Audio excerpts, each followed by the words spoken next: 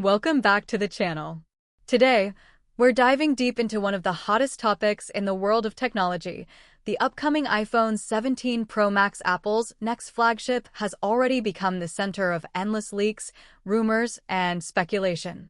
And while the excitement is real, there are also strong reasons why you may want to pause before rushing into a pre-order. In this first half of our breakdown, we'll go through the biggest changes, the most exciting upgrades, and the hidden compromises that might make waiting the smarter decision. By the end, you'll have a crystal clear picture of whether the iPhone 17 Pro Max is worth your money on day one, or if patience could save you from regret. Let's begin. Apple is famous for its September events. Year after year, we see new iPhones unveiled with polished marketing, bold promises, and carefully crafted hype. The iPhone 17 Pro Max is expected to follow the same schedule: announcement on September 9th, pre-orders opening on September 12th, and shipping starting September 19th.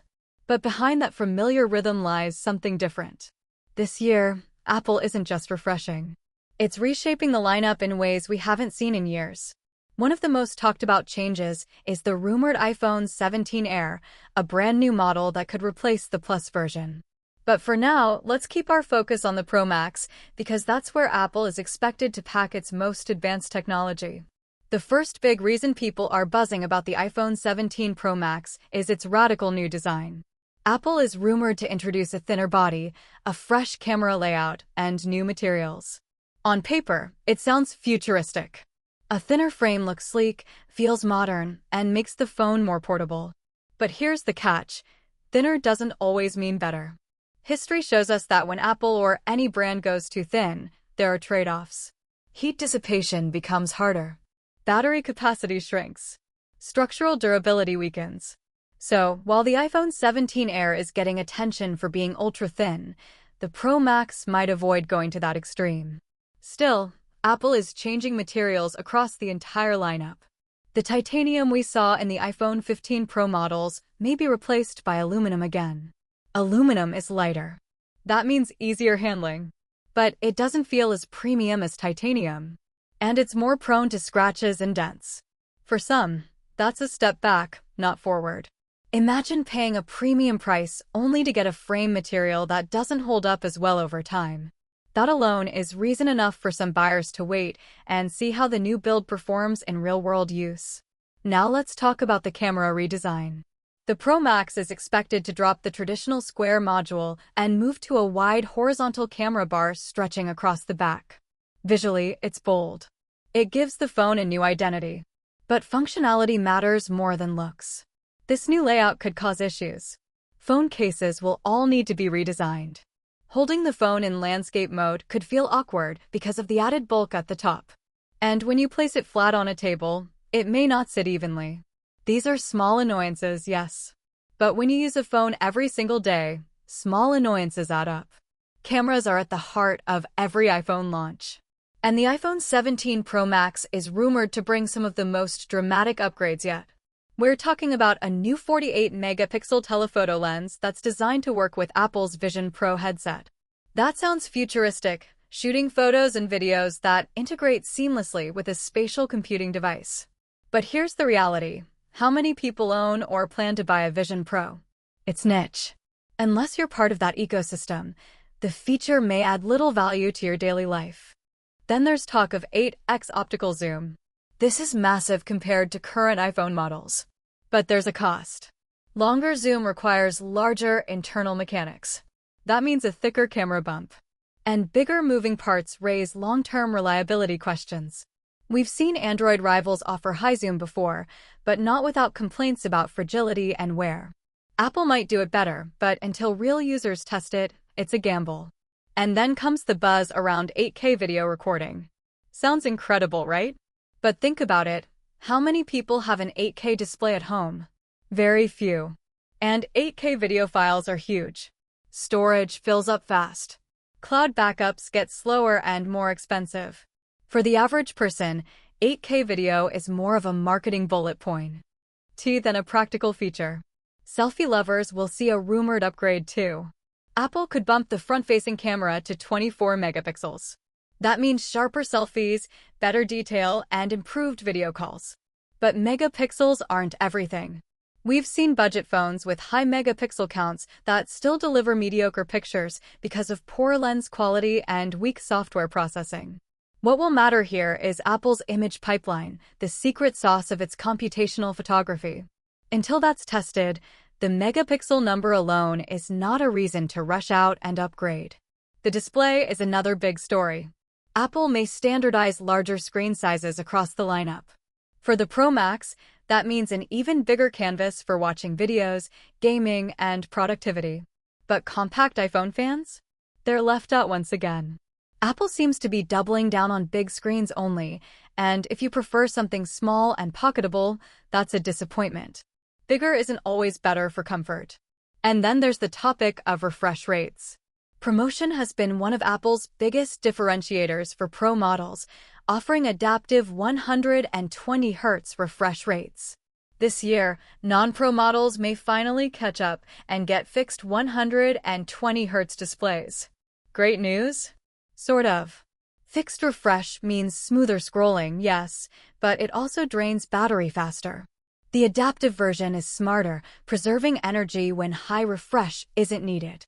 By holding that feature back for Pro models, Apple is still separating the tiers in a way that may frustrate some buyers. The Pro Max is also expected to support Wi-Fi 7. On paper, this is blazing fast, with lower latency and higher capacity. But here's the honest truth, most people don't own Wi-Fi 7 routers.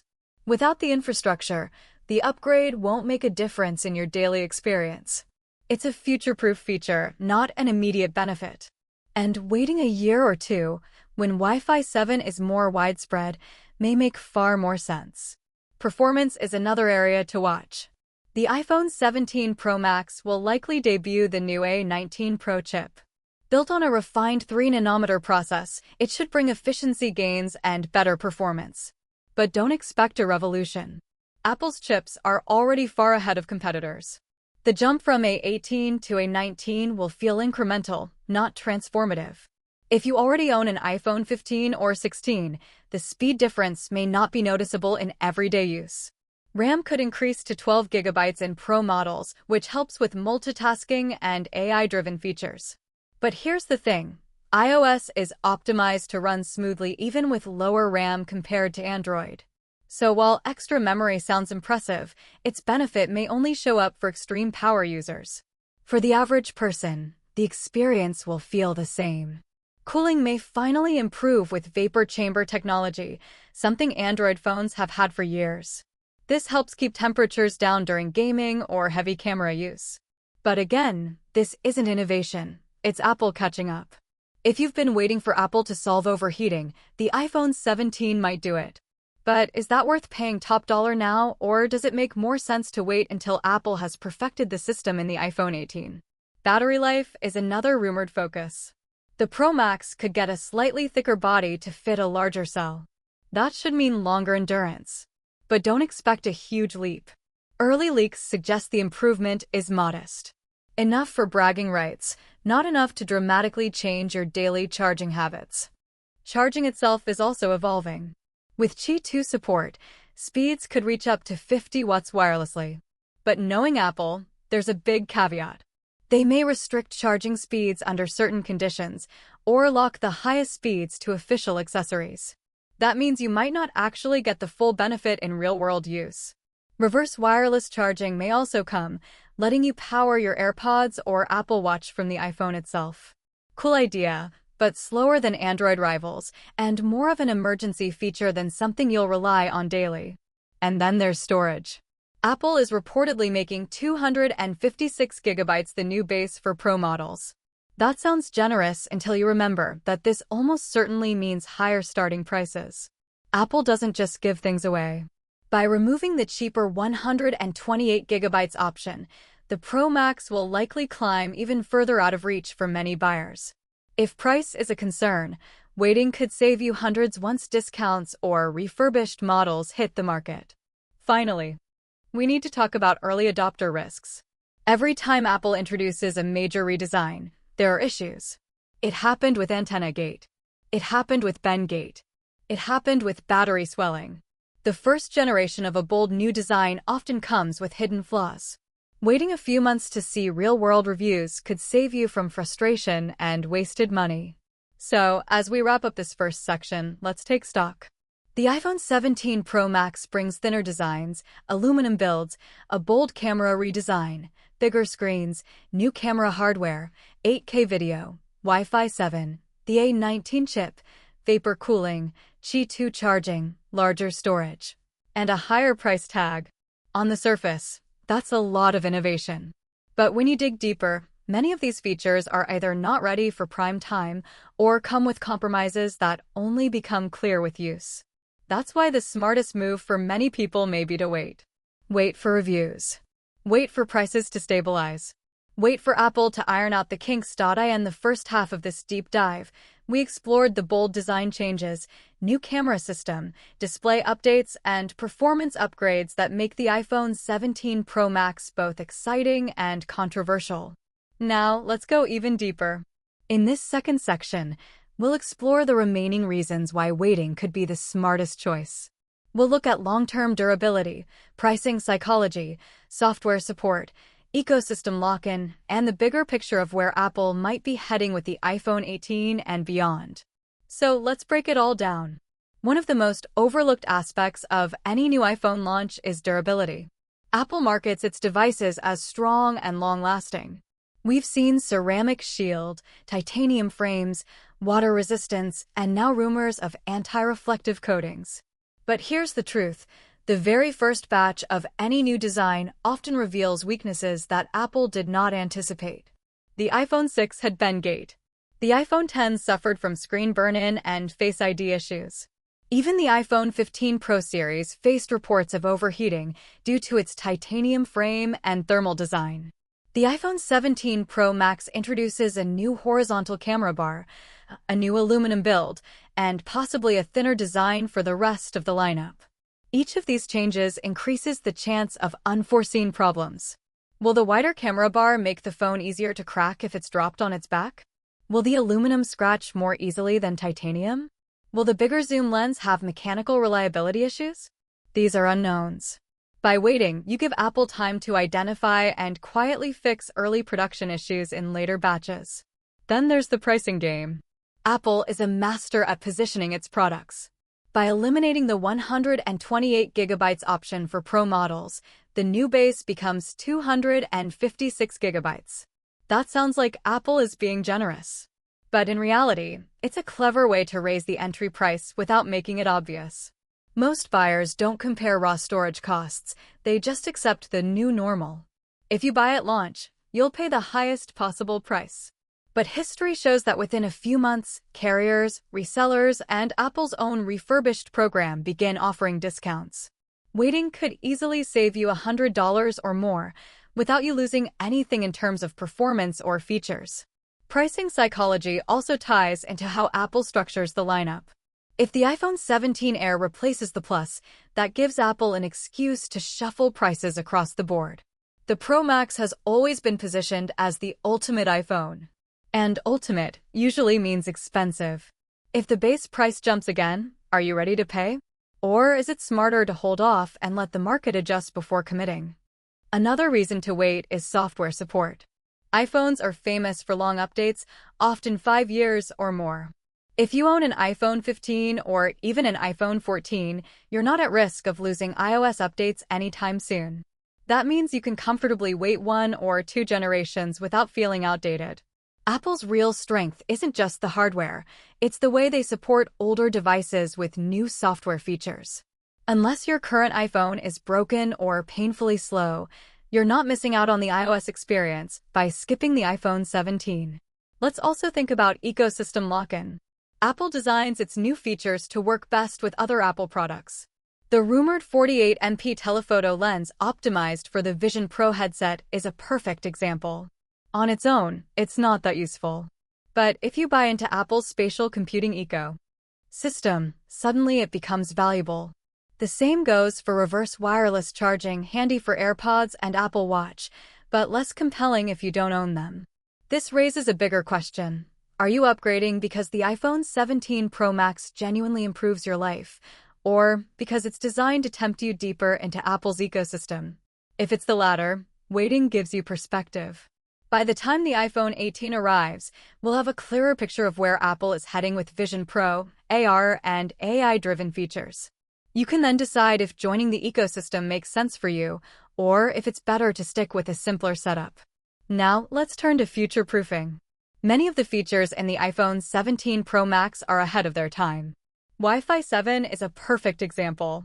It's powerful, but useless without a compatible router. 8K video is stunning, but irrelevant if you don't own an 8K display.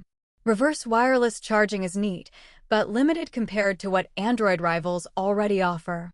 These features are more about Apple being able to say, "We have it too," than delivering real value today. Waiting means you'll buy a phone when the ecosystem around those features is mature, making them actually useful. Another important point is performance saturation. The iPhone 17 Pro Max will be lightning fast, no doubt. The A19 Pro chip will crush benchmarks. But think honestly about your daily tasks. Are you editing 4K video on your phone every day? Are you running high-end 3D games for hours? For most people, the performance of the A17 or A18 chips already exceeds their needs. That means the iPhone 17 Pro Max won't feel dramatically faster in real use.